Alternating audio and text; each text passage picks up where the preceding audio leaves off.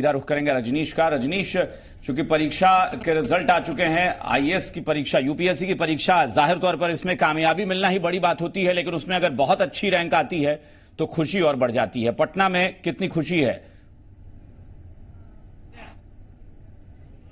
जाहिर तौर पे अभिषेक, बेहद खुशी है और सेलिब्रेशन यहाँ पे देखा जा सकता है। और आयुष नूपानी जो कि दिल्ली विश्वविद्यालय के हंसराज कॉलेज से ग्रेजुएट किए हैं और पटना के जाने माने जो समाज सेवी हैं कमल नूपानी, उनके बेटे हैं और उन्होंने यहाँ पे सफलता अर्जित की है। 191वीं रैंक जो है 151 ये रैंक। और ये देखिए यहाँ पे केक काटकर सेलिब्रेशन पर परिवार के तमाम सारे लोग जो है वो बेहद खुश है और केक काटकर यहाँ पे खुशी का इजहार कर रहे हैं। और अगर बात करें आयुष की तो पटना में ही इनकी पढ़ाई लिखाई हुई है, लेकिन ग्रेजुएशन उन्होंने दिल्ली विश्वविद्यालय के हंसराज कॉलेज से नॉर्थ कैंपस से किया है।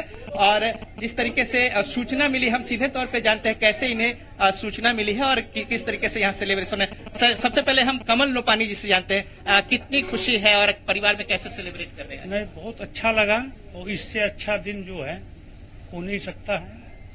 जीवन में जब बेटा अगर कुछ करता है तो उससे बड़ी खुशी नहीं होती है। और उससे बड़ी बात है कि इसने और इनके ग्रुप ने मिलके गरीब बच्चों को पढ़ाने की एक संस्था चलाई थी।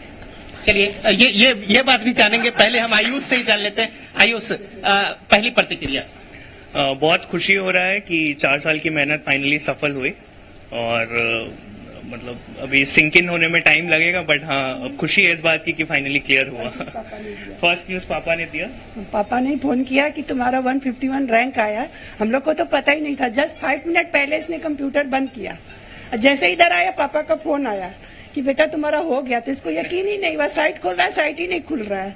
फिर इसकी फ्रेंड का फोन आया कि सही में हो गया। मेरी तब सही न्यूज है। अब तो ये बोला तुम व्हाट्सएप भेजो। ये तो केक कट गए, अब कैसे सेलिब्रेशन आ गया? अब हम लोग जा रहे हैं डिनर करने बाहर, खुशी जाहिर करने के लिए पूरी फैमिली के साथ।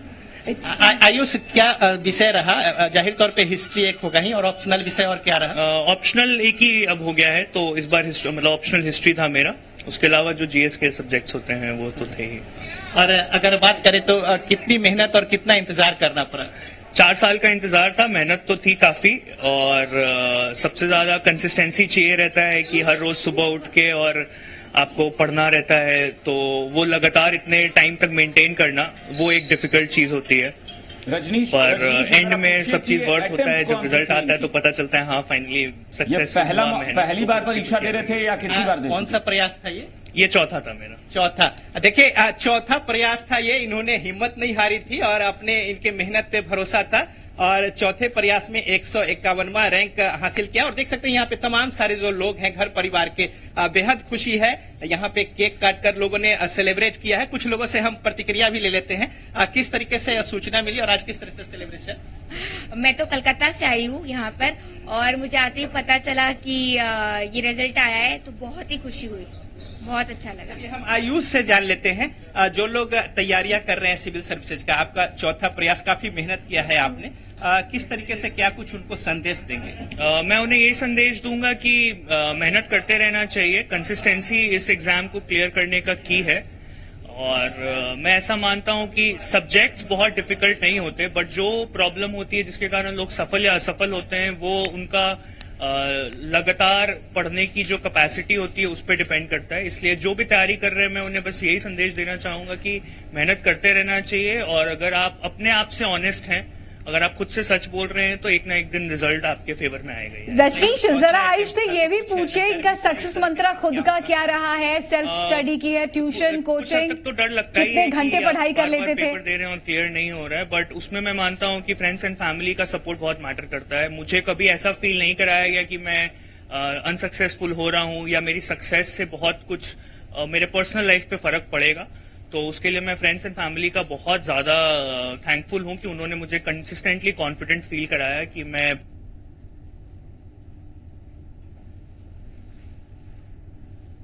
तो पटना से रजनीश लगातार बात कर रहे थे आयुष नेपानी से। जो आयुष नेपानी 151वीं रैंक उनको मिली है और सबसे बड़ी बात है कि ये चौथी कोशिश थी उनकी, चौथा प्रयास। जाहिर तौर पे आयुष जो है बेहद खुश है अपने जो परिणाम आए हैं उसको लेकर, और परिवार के तमाम सारे लोग जो हैं इस मौके को सेलिब्रेट कर रहे हैं। और इसके बाद फिर मेगा सेलिब्रेशन जो है वो होगा। बहरहाल अभी अभी सूचना मिली है और आनंद फानंद में यहाँ पे केक काटे गए हैं और बेहद खुश है तमाम सारे परिवार के लोग। और कमल नोपानी भी पटना के जाने माने समाज सेवी हैं, समाज कार्यों में बढ़ चढ़ कर हिस्सा लेते हैं और आयुष ने जो सफलता हासिल की है इसको लेकर तमाम सारे घर परिवार के लोग इन्हें बधाइयां दे रहे हैं और लगातार फोन की घंटी जो है वो बज रही है। यहाँ पे बधाई देने वालों का तांता लगा हुआ है।